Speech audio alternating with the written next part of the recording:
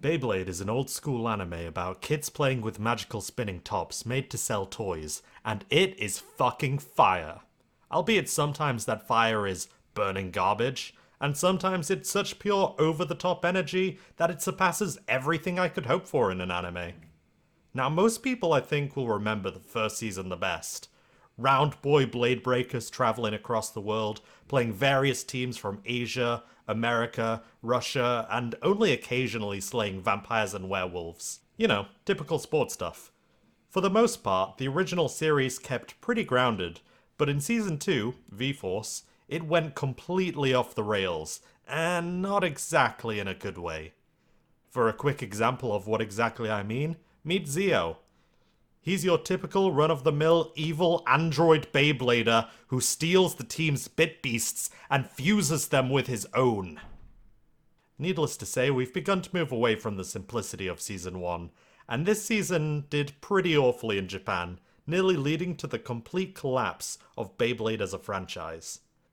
But fortunately, it didn't, and Season 3, G-Revolution, went back to what made Season 1 popular to begin with, the tournaments, and a simple story of trying to become the best blader in the world.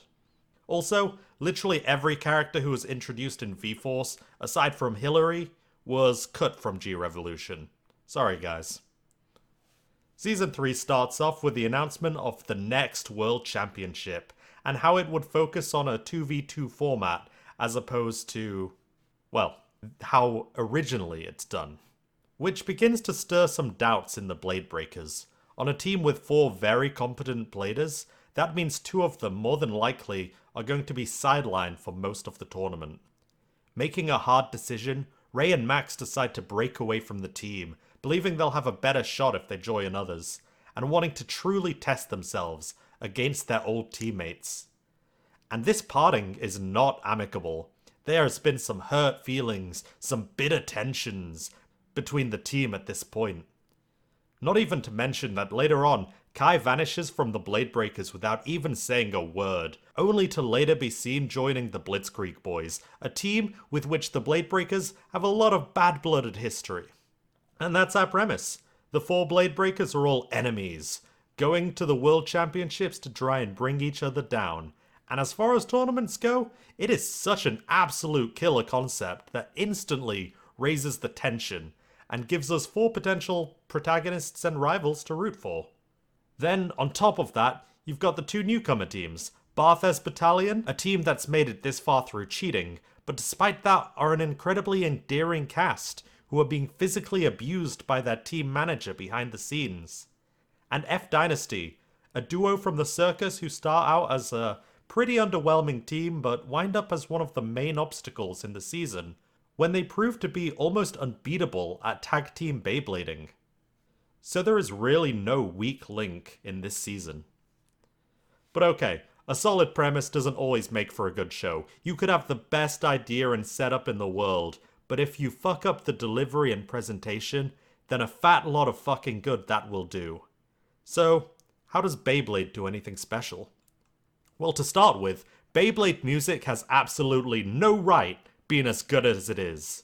Somebody really had the balls to hear they were writing music for a kids show about spinning tops, then say, alright, I know exactly what you need. Pull out a metal guitar and start spitting out raps like it's no man's business. Listen to this shit.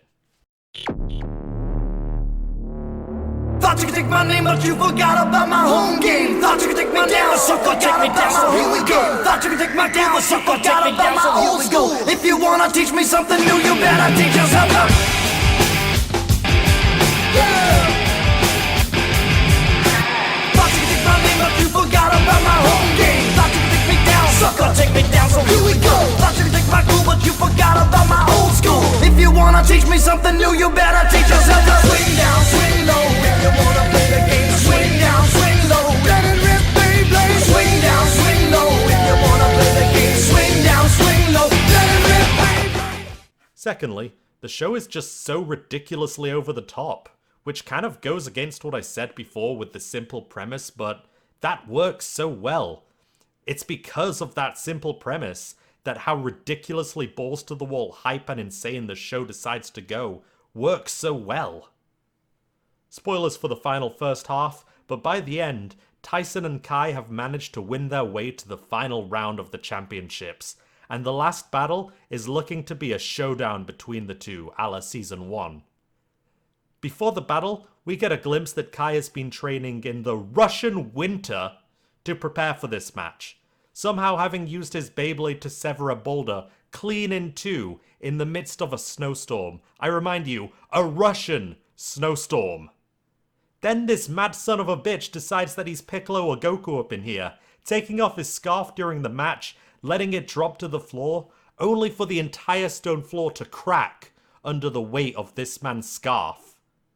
Then, as the intense climax of the fight arrives, which has been full-on shonen battle choreography at this point, the final clash blows the roof off the stadium clean away, letting out a burst of energy that can be seen from the stratosphere. I'm sorry, but this show is unapologetically stupid, and I absolutely live for it. And that's only halfway through G-Revolution. The following season is also ridiculously good. But for the most part, I've said everything I want to say. There's a lot of shit to get past, I'll admit. The dub, while having an amazing music score and a great cast for Kai, Max, and Ray, they make Tyson absolutely insufferable as a main character, because his ego is so big it too can be seen from the stratosphere.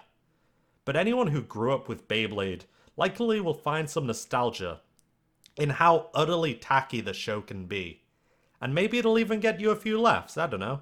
But other than that, I still think that Beyblade unironically holds up, even today. Yeah, that's it. See you later.